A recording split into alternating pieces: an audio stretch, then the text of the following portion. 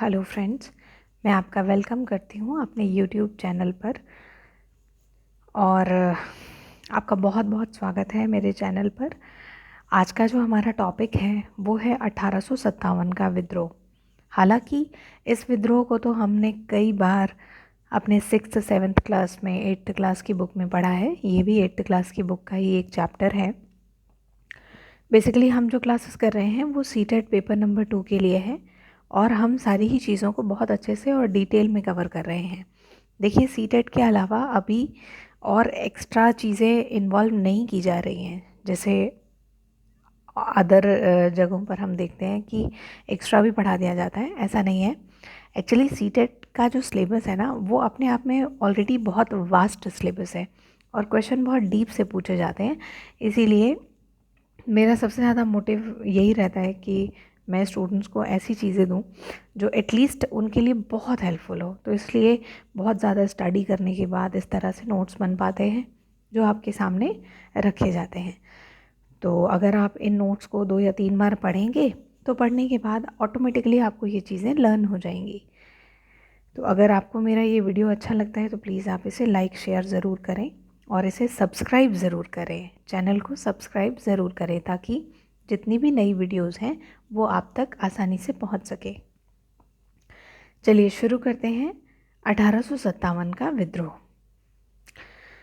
बात करते हैं 1857 के विद्रोह के कारणों की। बहुत सारे कारण थे। 1857 का विद्रोह अपने आप में एक बहुत बड़े लेवल का विद्रोह था। एक विद्रोह हुआ था प्लासी का युद्ध। प्लासी का युद्ध 1757 में हुआ था। बड़ा युद्ध था सिराजुद्दौला और रॉबर्ट क्लाइव के बीच में। प्लासी के मैदान में ये युद्ध हुआ। उसके ठीक 100 साल के बाद 1857 का विद्रोह हुआ। इस विद्रोह के कुछ स्पेसिफिक कारण थे। क्या कारण थे, चलिए आज हम समझते हैं इसे। सबसे पहला जो कारण था वो था जो राजा थे, नवाब थे, उनकी ताकत धीरे धीरे अब समाप्त होती जा रही थी। इसका मीनिंग क्या है? इसका मतलब ये है कि जितनी छोटी छोटी रियासतें थी उन रियासतों का ईस्ट इंडिया कंपनी में विलय होता जा रहा था।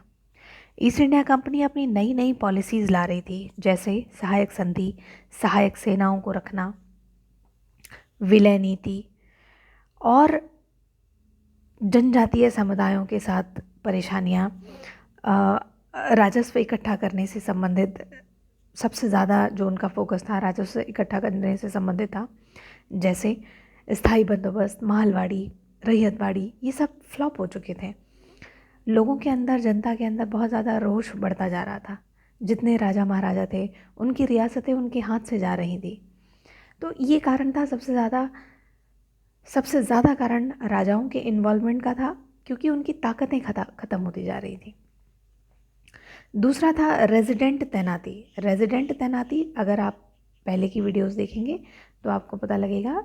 रेजिडेंट का मतलब ये था कि जितने छोटे छोटे रजवाड़े थे या बड़े रजवाड़े थे उन सभी में ईस्ट इंडिया कंपनी अपना एक अफसर नियुक्त करती थी।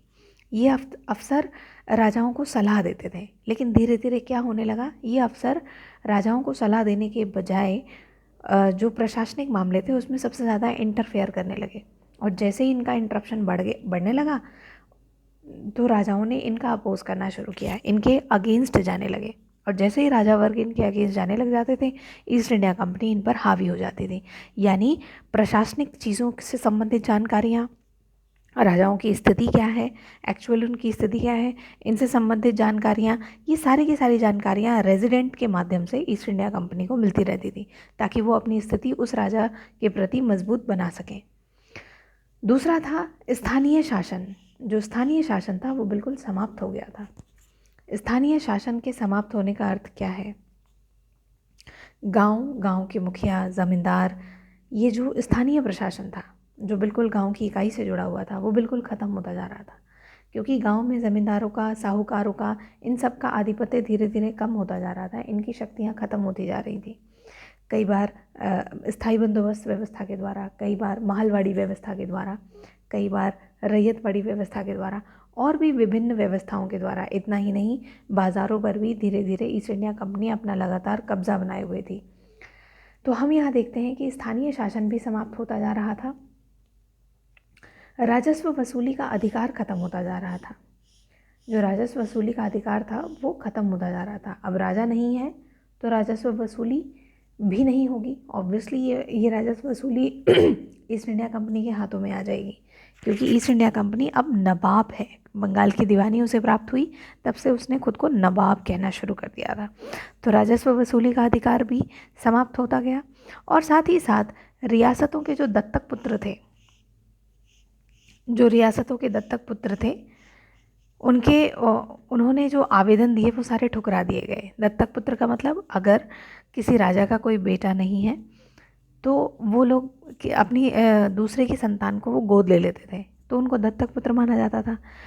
लेकिन ईस्ट इंडिया कंपनी ने ऐसी किसी भी सिस्टम को, ऐसी किसी प्रथा को इनकार कर दिया। उन्होंने कहा कि अगर कोई राजा है और उसका कोई भी बेटा नहीं है तो इसका मतलब वो जो रियासत है वो ईस्ट इंडिया कंपनी में उसका विलय हो जाएगा।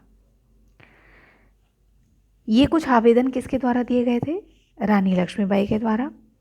और पेशवा बाजीराव द्वितीय के दत्तक पुत्र थे, इनका नाम था नाना साहेब। इनके लिए, यानी नाना साहेब के लिए रिक्वेस्ट की गई थी। पेशवा बाजीराव द्वितीय ने रिक्वेस्ट की थी, लेकिन अंग्रेज़ों ने इसे ठुकरा दिया, क्योंकि वो अपने घमंड में चूर हो चुके थे। उन्हें लगा कि उनको दीवानी मिल गई है, धीरे धीरे वो सभी जगहों पर कब्जा करते जा रहे हैं, तो अब वो किसी की नहीं सुनेंगे। साथ ही साथ सहायक संधि का मतलब कि कोई भी राजा ईस्ट इंडिया कंपनी की सेना रख सकता है, लेकिन अगर सेना को रखने में या उसके रखरखाव में जैसा कहा गया है ईस्ट इंडिया कंपनी के द्वारा, अगर राजा ऐसा नहीं कर पा रहा है, वो सेना का रखरखाव उस ढंग से नहीं कर पा रहा है, तो क्या हो जाएगा? उसका राज्य का विलय भी ईस्ट इंडिया कंपनी में हो जाएगा। तो इस तरह से अवध का विलय हुआ था। अगर आप इससे पहले वाले चैप्टर देखेंगे तो आपको पता लग जाएगा। आगे हम देखते हैं, सिक्कों से मुग़ल बादशाह का नाम हटा दिया। अब इन्होंने और सबसे ज़्यादा प्रॉब्लम करनी शुरू कर दी। जो सिक्कों पर मुग़ल बादशाह का नाम आता था, अब उन्होंने सिक्कों पर मुग़ल बादशाह का नाम तक हटवा दिया। आगे हम देखते हैं कि जो किसान थे, किसानों पर भारी भरकम लगान भी लगा दिए। किसानों पर भारी भरकम लगान लगते रहे।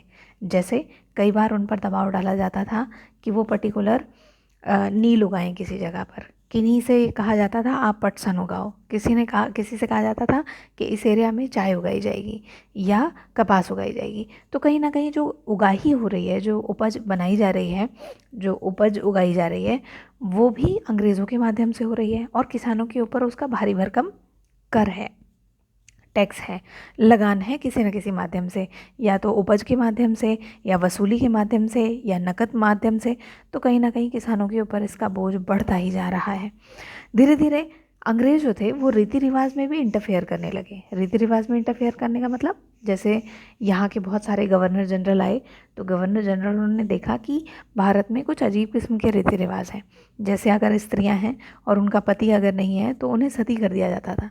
तो उन्होंने सती प्रथा से रिलेटेड, यानी इसके अगेंस्ट में कानून बनाए।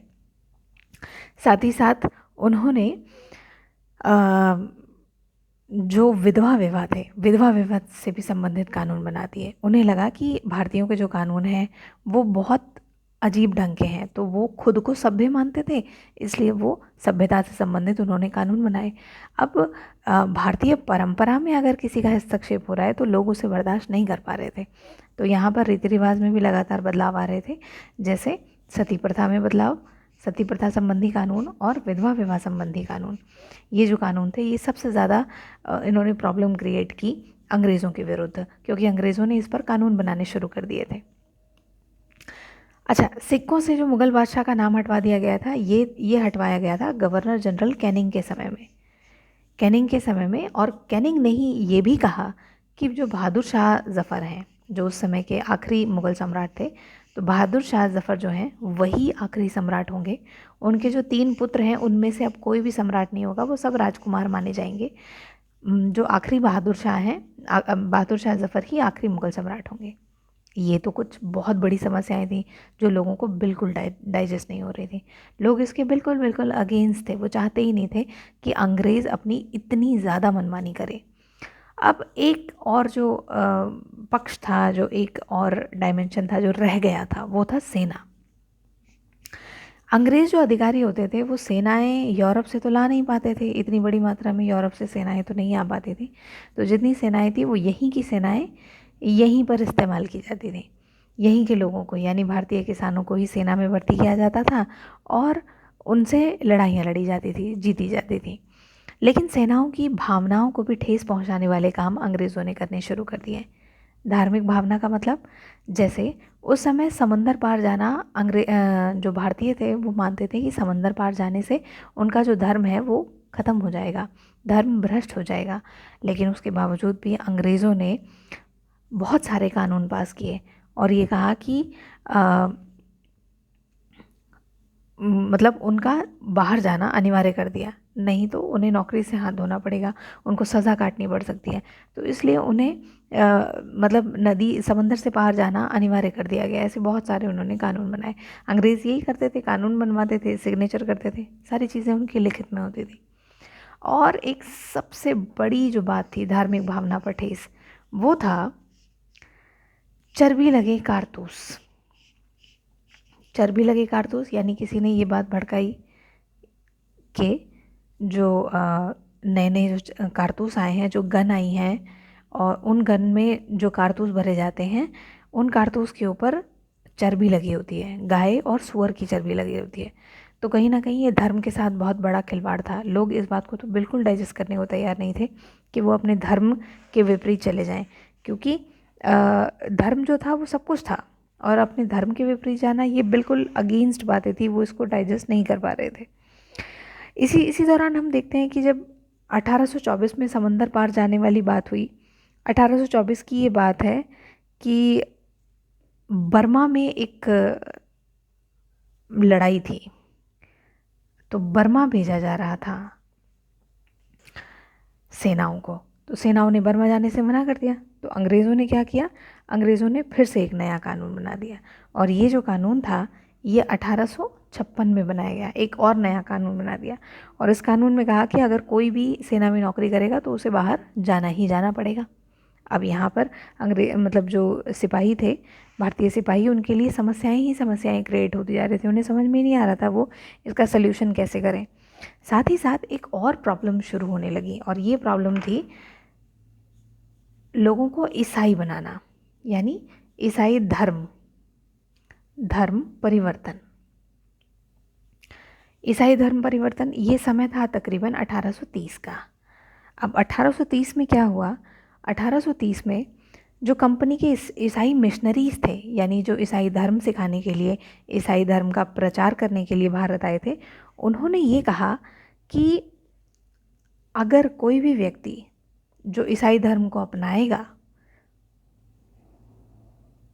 उस इंसान का ज़मीन जायदाद या जैसे भी उसकी पुरखों की संपत्ति थी उस पर एज इट इज़ उसका अधिकार रहेगा, कोई छीना नहीं जाएगा यदि कोई इंसान अपने धर्म को छोड़कर ईसाई धर्म अपनाए तो।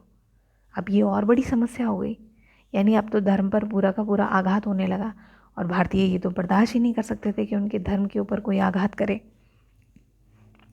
दूसरी तरफ ये देखते हैं कि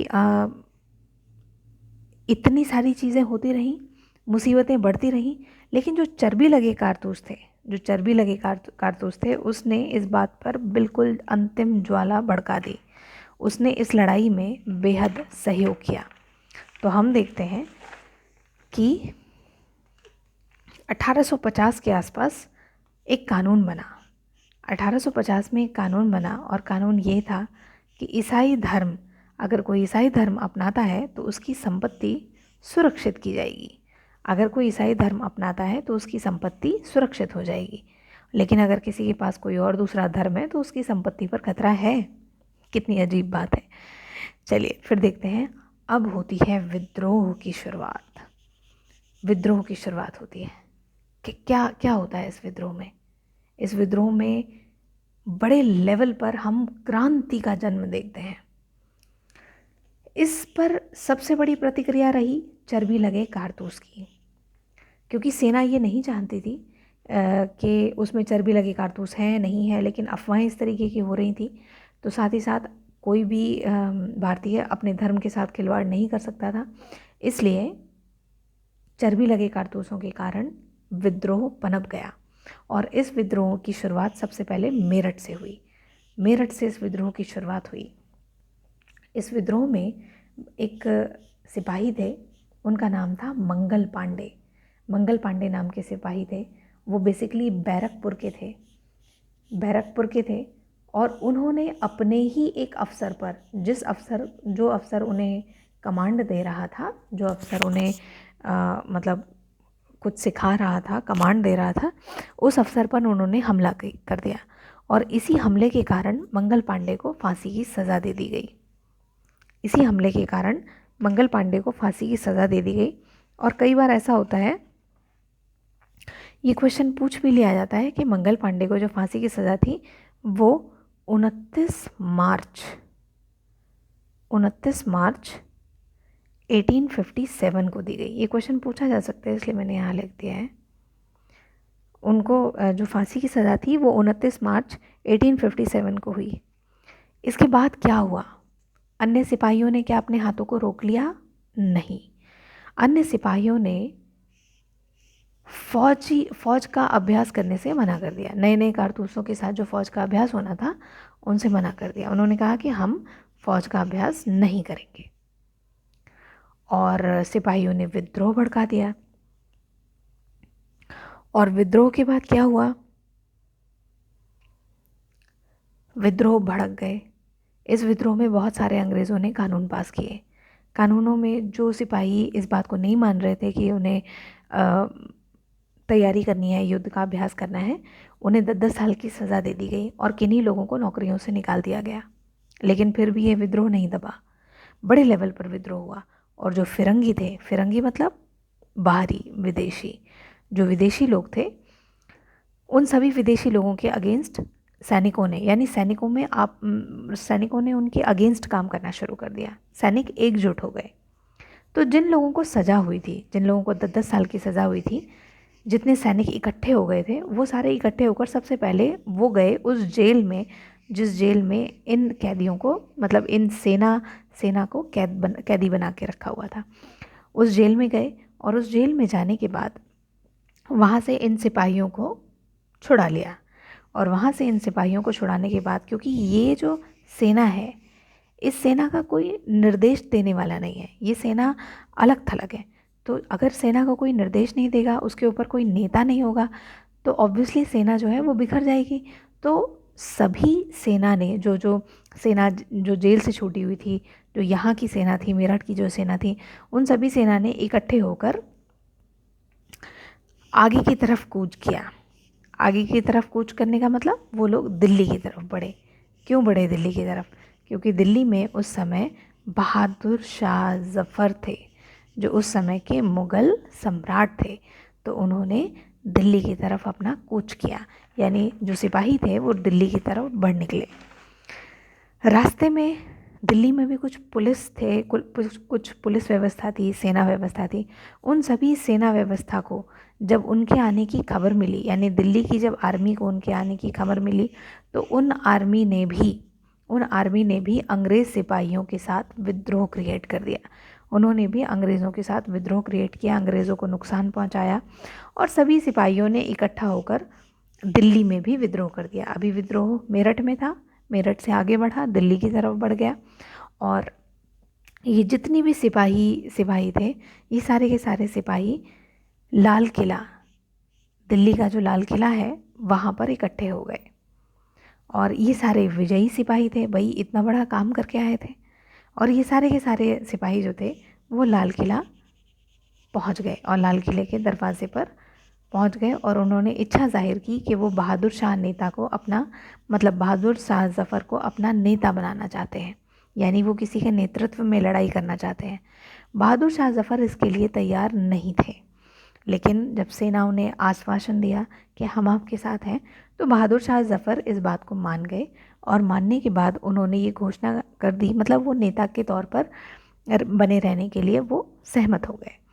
अब बहादुर शाह जफ़र ने बहुत सारे अपने लेटर्स भेजे, बहुत सारी चिट्ठियाँ भेजी चिट्ठियाँ भेजी छोटी छोटी रियासतों को साथ में लेने के लिए, छोटी छोटी रियासतें, छोटे छोटे रजवाड़े, और सभी ने इन सब चीज़ों के लिए हाँ कर दिया। सभी को लगा कि अंग्रेज़ तो वास्तव में उनके दुश्मन हैं, तो अगर अंग्रेज़ हट जाएंगे तो एक बार फिर से वो मुग़ल बादशाह के अंडर में पहले जैसा शासन करेंगे जैसे वो पहले किया करते थे शासन। इस वजह से ये सब सोचकर जितने भी छोटे छोटे रजवाड़े थे वो बादशाह के साथ आकर खड़े हो गए, यानी वो बादशाह के साथ सहमत हो गए। अब इस समय में अंग्रेज़ों के पैर धीरे धीरे उखड़ने लगे, अंग्रेज़ बहुत परेशान होने लगे। क्यों? क्योंकि अंग्रेज़ों को ये लग भी नहीं रहा था कि इस तरीके से सेना में विद्रोह आ जाएगा, सेना इतना ज़्यादा एग्रेसिव हो जाएगी, वो अंग्रेज़ों के खिलाफ ही चली जाएगी। अब क्या हुआ, धीरे धीरे बगावत जो थी वो और फैलने लगी, बगावत और फैलने लगी। अंग्रेज़ इतनी संख्या में नहीं थे कि वो इस बगावत को संभाल सकें। सिपाही जो थे उन्होंने दिल्ली, कानपुर और लखनऊ जैसे एरिया पर अपना कब्ज़ा बनाना शुरू कर दिया, और जो सिपाहियों की जो दूसरी टुकड़ियां थीं वो भी दूसरे सिपाहियों का साथ देने के लिए निकल पड़े। तो अब आप समझ पा रहे हैं कि कितने बड़े लेवल पर ये जो विद्रोह था वो कितने बड़े लेवल पर था। आगे चल के हम देखते हैं कि नाना साहेब, जो छोटे छोटे रजवाड़े थे, नाना साहेब ने ऐलान कर दिया है कि वो बादशाह के गवर्नर हैं। अब समझ रहे हैं आप, मतलब इस तरीके के ऐलान भी होने लगे। नाना साहेब ये कानपुर में रहा करते थे, तो नाना साहेब ने ये ऐलान कर दिया, उन्होंने अपनी एक छोटी सी टुकड़ी बनाई और उस टुकड़ी के सामने ये ऐलान कर दिया कि वो बादशाह के गवर्नर हैं। तो उनके नेतृत्व में कुछ लोग उठ खड़े हुए और उनके नेतृत्व में एक छोटी सी सेना बन गई, वो भी आगे बढ़ गए। साथ ही साथ एक बिरजिस कद्र ये वाजिद अली शाह के वारिस थे। बिरजिस कद्र इनका नाम था, लखनऊ में रहते थे और ये वाजिद अली शाह के वारिस थे। इन्होंने भी खुद को नवाब घोषित कर दिया, क्योंकि कंपनी के समय में कंपनी ने इन्हें नवाब घोषित करने से मना कर दिया था, तो अब इन्होंने खुद को नवाब घोषित कर दिया। साथ ही साथ हम देखते हैं बेगम हज़रत महल ने भी विद्रोह में बढ़ चढ़ कर हिस्सा लिया। झांसी की रानी लक्ष्मीबाई और तात्या टोपे इन्होंने भी मिलकर, देखिए मैंने पिक्चर लगाई है ताकि आपको याद रहे, झांसी की रानी और तात्या टोपे इन्होंने मिलकर अंग्रेज़ों के छक्के छुड़ा दिए। इसके साथ साथ एक राजगढ़ की रानी थी अवंतीबाई, उन्होंने भी इस विद्रोह में बढ़ चढ़ कर हिस्सा लिया। अब हम देखते हैं, देखो ना कैसे रजवाड़े इकट्ठे होते जा रहे हैं। अब इससे अंग्रेज़ बेचारे बहुत कमज़ोर हो गए अंग्रेज़। हर जगह उनकी हार होती जा रही थी, लोग जीतते जा रहे थे लेकिन उनकी हार होती जा रही थी। तो इस समय में अंग्रेज़ों के जो लेफ्टिनेंट थे, जिनका नाम था कर्नल टाइटलर, ये लेफ्टिनेंट थे। इन्होंने एक चिट्ठी लिखी, इंग्लैंड में एक चिट्ठी लिखी, और चिट्ठी में इन्होंने मदद की गुहार लगाई। वहाँ से कुछ रिस्पॉन्स आए, इसमें थोड़ा सा वक्त तो लगता। इसी बीच में फैज़ाबाद के रहने वाले एक मौलवी थे, इनका नाम था अब्दुल्ला शाह ने भविष्यवाणी कर दी। उन्होंने बोला कि जल्दी ही जो दिल्ली है वो अंग्रेज़ों से मुक्त हो जाएगी, यानी अंग्रेज़ अब जाने वाले हैं, उनके पैर उखड़ चुके हैं। इसी के साथ साथ एक बख्त खां ये बरेली के रहने वाले थे। बख्त खां ने भी एक नारा लगाया और उन्होंने कहा, दिल्ली की ओर बढ़े। इसी के साथ साथ बिहार के एक और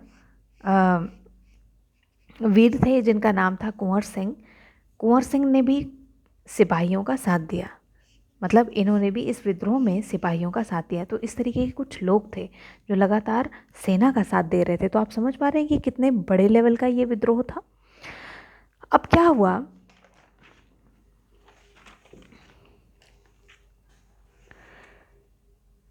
अंग्रेज़ों ने अपने समय में सेना को मदद की, वहाँ से कुछ तो मदद आई होगी ऑब्वियसली इंग्लैंड से, तो मदद आई, और मदद के साथ सेना ने, जो ईस्ट इंडिया कंपनी की सेना थी, उसने जमकर युद्ध किया, और भयंकर युद्ध हुआ, जिसमें सितंबर 1857 निर्णायक समय रहा, क्योंकि सितंबर 1857 में दिल्ली पर एक बार फिर से अंग्रेज़ों का कब्ज़ा हो गया। दिल्ली पर एक बार फिर से अंग्रेज़ों का कब्ज़ा हो गया। बहादुर शाह ज़फ़र पर मुकदमा चलाया गया। बहादुर शाह ज़फ़र पर मुकदमा चलाया गया और मुकदमा किस आधार पर था? बहादुर शाह ज़फ़र और उनकी पत्नी बेगम ज़ीनत महल को 1858 में रंगून भेज दिया गया। रंगून की एक जेल में भेज दिया गया जहाँ पे उन्होंने अंतिम सांस ली। साथ ही साथ जो उनके 3 बेटे थे उनको उनकी आंखों के सामने मार डाला गया। और इतना ही नहीं, 1858 में लखनऊ पर उन्होंने कब्ज़ा किया। अंग्रेज़ों का कब्ज़ा लखनऊ पर भी हो गया। उन्होंने रानी लक्ष्मीबाई और सेम जो अभी पहले डिस्कस किया था रानी लक्ष्मीबाई को भी हराया उन्होंने। रानी लक्ष्मीबाई वीर गति को प्राप्त हुई और अवंतीबाई के साथ भी ऐसा ही हुआ क्योंकि अंग्रेज़ों ने उन्हें घेर लिया था। तो इस तरह अवंतीबाई भी वीर गति को प्राप्त हुई। तो इस तरह से हम देखते हैं कि अंग्रेज़ों ने एक बार फिर से अपना कब्ज़ा बनाया, दिल्ली पर अपना कब्ज़ा बनाया और लखनऊ पर अपना कब्ज़ा बनाया और इस तरह से चारों तरफ अपना कब्ज़ा उन्होंने बनाया।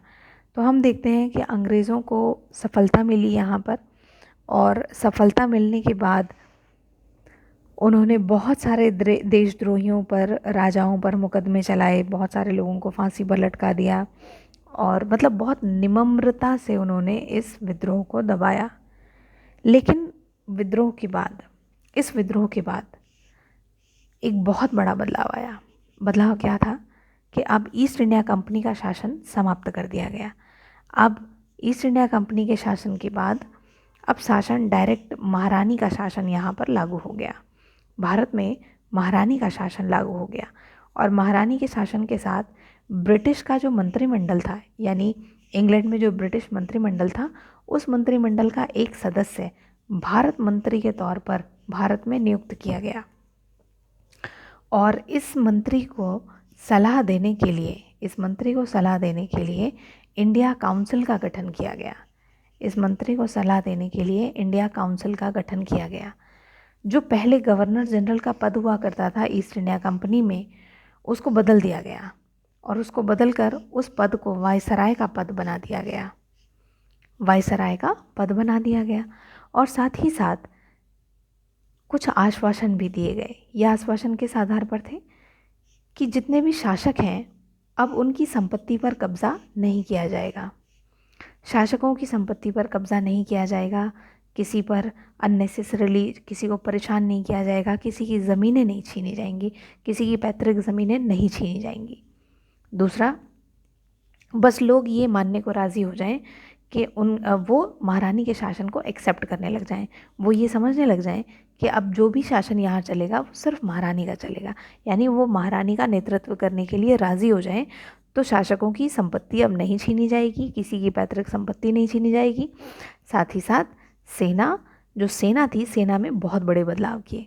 सेना में भारतीयों की संख्या के बजाय जो यूरोपीय थे उनकी संख्या बढ़ा दी गई, क्योंकि इन्होंने सेनाओं की पावर को तो देख ही लिया था कि अगर सबसे ज़्यादा अगर भारतीय सेनाएं रखेंगे तो उसका अर्थ क्या हो सकता है। साथ ही साथ सेनाओं में गोरखा, सिख और पठानों को भर्ती करने के बारे में सोचा जाने लगा, मतलब इनकी संख्या ज़्यादा होनी चाहिए। दूसरी सबसे बड़ी बात, मुसलमानों की संपत्ति को इन्होंने सबसे ज़्यादा जब्त किया। क्यों जब्त किया? क्योंकि मुसलमानों को विद्रोह का कारण मानते थे।